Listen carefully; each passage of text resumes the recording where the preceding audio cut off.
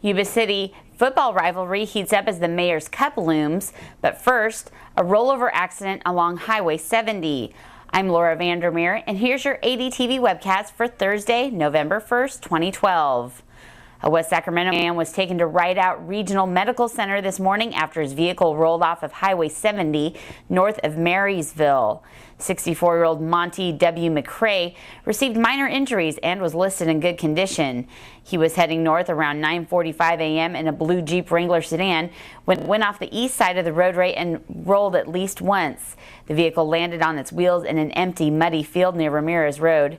Officers were told McCrae had been driving erratically. Investigators believe he had suffered from a medical condition that caused the accident and said that neither drugs nor alcohol were factors.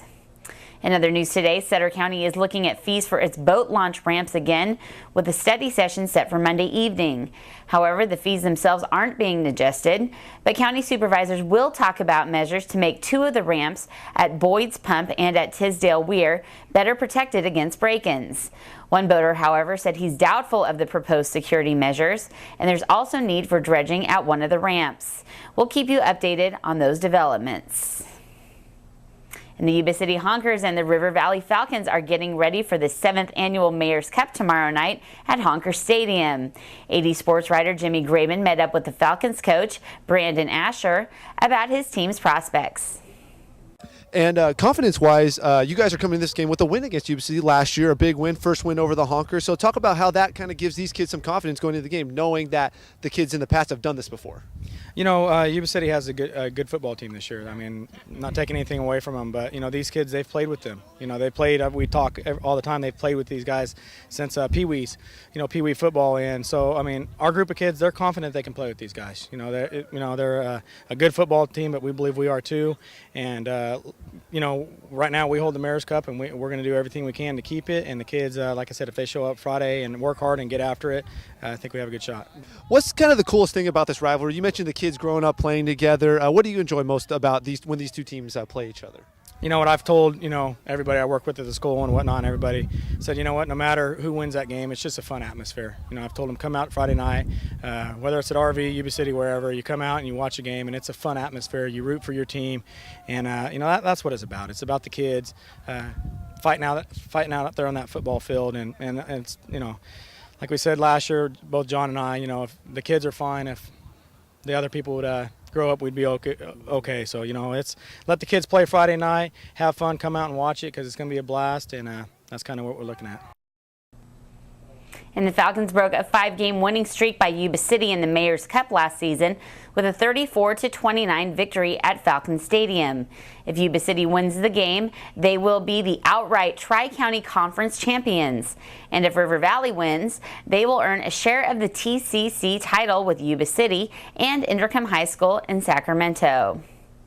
And speaking of Sutter County Schools, efforts to preserve and renovate a one-room West Butte schoolhouse from the 1900s are in effect.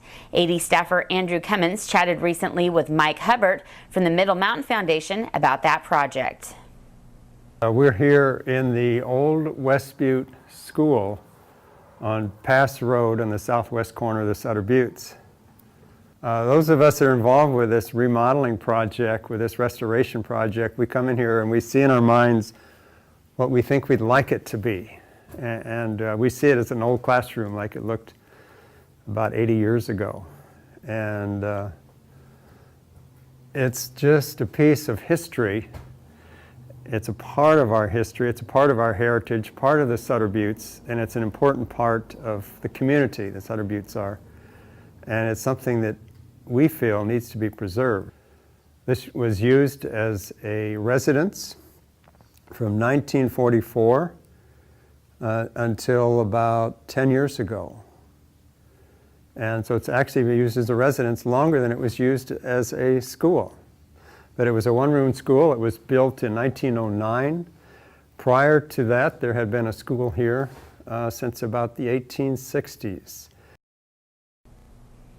Among the proposed ideas for the site are a community museum, meeting space, and interpretive historical center.